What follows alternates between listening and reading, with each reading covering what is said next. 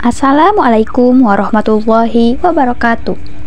Halo semuanya, gimana nih kabarnya hari ini? Semoga kalian semua sehat dan tetap semangat ya.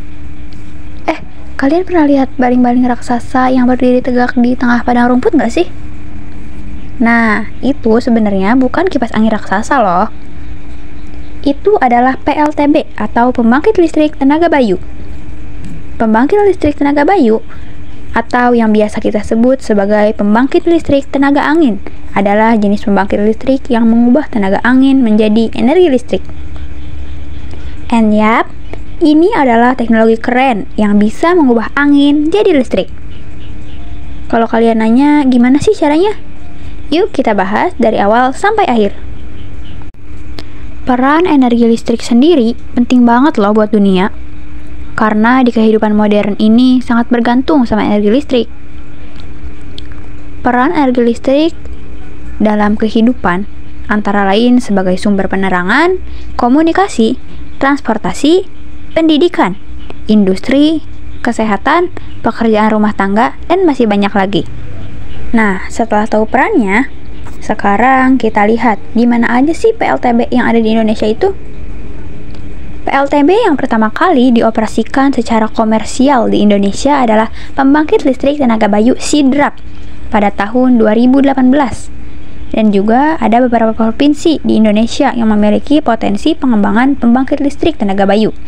Di antaranya itu ada Sulawesi Selatan, Gorontalo, Nusa Tenggara Barat, dan Nusa Tenggara Timur. Nah, kalau kalian bertanya-tanya, gimana sih cara kerja PLTB itu sendiri? Di sini aku akan menjelaskan secara singkat. Untuk cara kerja PLTB sendiri, yaitu pertama-tama angin datang dan nabrak bilah turbin yang bentuknya kayak kipas raksasa. Karena anginnya kencang, kipas itu muter sendiri. Bayangin aja, kayak kipas angin tapi dibalik. Bukan kipas muter yang bikin angin, tapi angin yang bikin kipas muter. Nah, kipas itu nyambung ke batang besi di dalam menaranya. Itu namanya poros. Pas kipas muter, poros juga ikut muter. Di ujung poros itu ada alat penting yang namanya generator. Lalu di dalam generator itu ada dua hal, yaitu ada magnet dan kawat tembaga. Pas porosnya muter, magnet di dalam generator juga muter di dekat kawat tembaga. Gerakan itu bikin semacam dorongan energi ke dalam kawat. Dan dari situ, listrik langsung disalurkan lewat kabel keluar dari turbin, terus dikumpulin, dan akhirnya bisa dipakai buat kehidupan.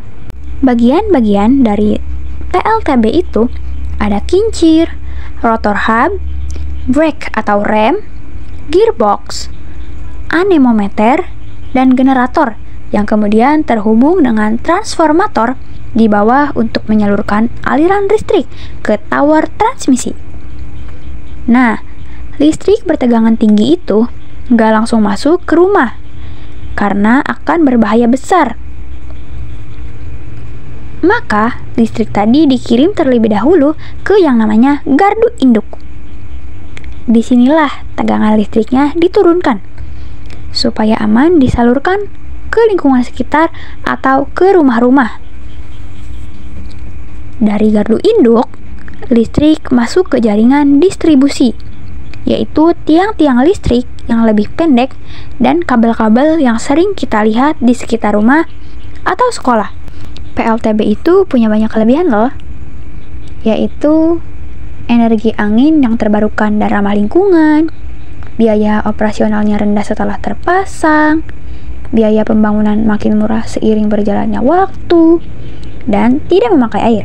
Jadi kita bisa lebih hemat sumber daya air.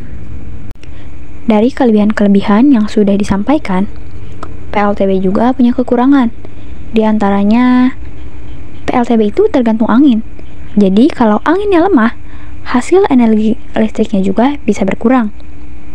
Turbin angin bisa berisik, yang kadang mengganggu sekitar. Risiko burung dan kelelawar terkena bilah turbin. Dan biaya awal pembangunan PLTB juga cukup mahal, walaupun akan murah seiring berjalannya waktu.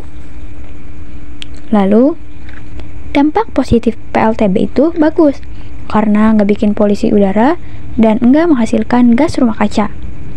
Turbin angin bisa dipasang di sawah tanpa ganggu pekerjaan petani, jadi bisa membantu ekonomi desa juga. Tapi ada juga loh dampak negatifnya, kayak turbin yang kadang bikin suara bising, ganggu pemandangan, bisa ngaruh ke radar dan sinyal, sama bahaya buat burung dan kelelawar yang nabrak bilahnya. Kesimpulannya, PLTB adalah langkah besar menuju masa depan yang lebih hijau dan berkelanjutan. Dengan memanfaatkan tenaga angin, kita bisa menghasilkan listrik tanpa mencemari bumi. Meskipun ada kekurangan, kalau dirancang dengan baik, PLTB bisa jadi solusi keren buat energi bersih di Indonesia. Yuk, mari dukung energi terbarukan biar bumi tetap sehat dan generasi masa depan tetap bisa menikmati udara segar. And finally, itu tadi tentang pembangkit listrik tenaga bayu. Semoga bikin kita makin semangat dukung energi terbarukan supaya bumi tetap hijau. Terima kasih sudah menyimak dan sampai ketemu lagi di cerita seru berikutnya. Wassalamualaikum warahmatullahi wabarakatuh.